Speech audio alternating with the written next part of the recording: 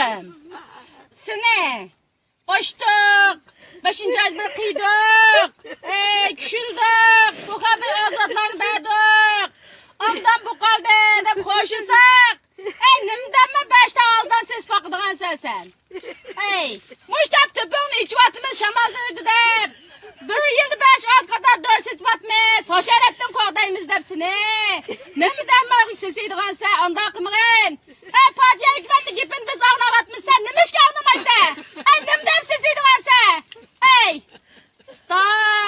Bilcesince.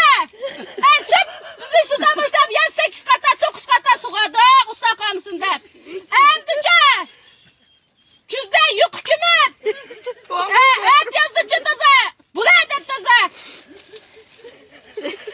Olmayan kuzunu köt kesip bunu emdi. Sayığa çıkıp tüymese yumaydı seni.